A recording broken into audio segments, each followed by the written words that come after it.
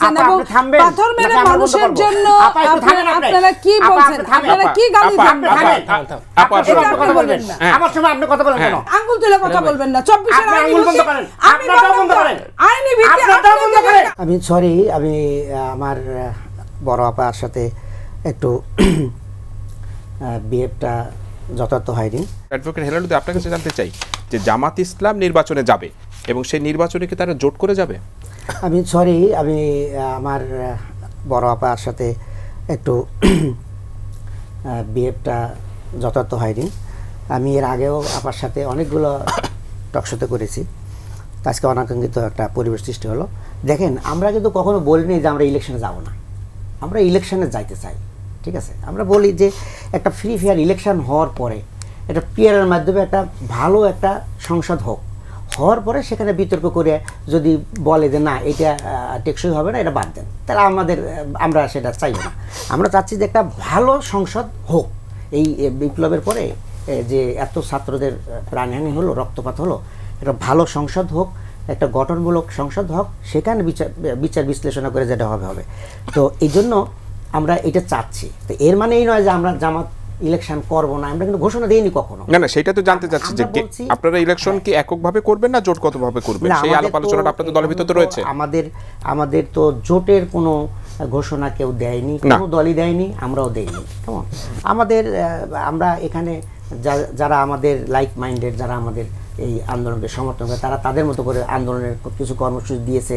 NCP এখনো দেয়নি, তারা দিবে কিনা তাদের ব্যাপার। কেমন? তো এই পিআরের সাথে যারা যারা যুক্ত আছে, আংশিক হোক পূর্ণাঙ্গ হোক, তাদের নিজ নিজ ফর্মুলা অনুযায়ী আগাবে। তা আমরা বলছি যে আমরা আন্দোলনের কর্মসূচি দিচ্ছি এবং আমরা ঐক্যমত কমিশনও যাব।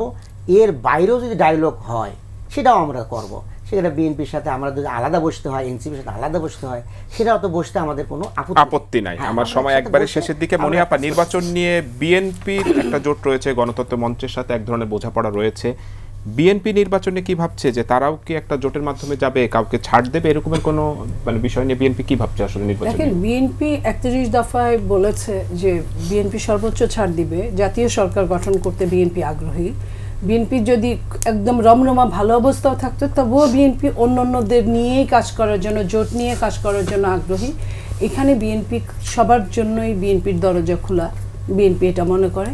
এবং বিএনপি সবাইকে নিয়ে একটা সরকার গঠন করতে চায়, যে সরকারটা সামনের দিনে সেই 31 দফার মধ্যে আছে, যে কিভাবে কি করলে বিএনপি জনগণের দোরগোড়ায় গণতন্ত্রটাকে পৌঁছে দিতে পারে, জনগণ নিয়ে কাজ করতে পারে। এবং এটার জন্য বিএনপি, এই কারণের জন্য বিএনপি পিআর থেকে দূরে, কারণ পিআরে এটা করা সম্ভব না। পিআরের নির্বাচনটা সম্পূর্ণ ডিফারেন্ট, কারণ যাকে খুশি আপনি তাকেই এমপি বানায় দিতে পারেন ওই শূন্যস্থানের মধ্যে।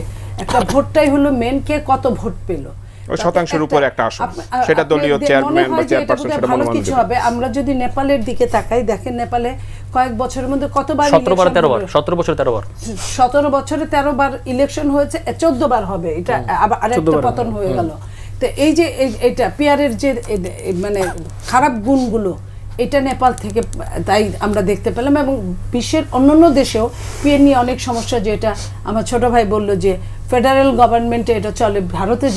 ভারতে কিন্তু মেন ইলেকশনটাই পিআর নাই, তাদের স্থানীয় সরকার নির্বাচনে পিআর নিয়ে আপনাদের আপত্তি রয়েছে। এবং আমাদের উচ্চ কক্ষে কিন্তু পিআর নিয়ে সম্পূর্ণ আপত্তি নাই।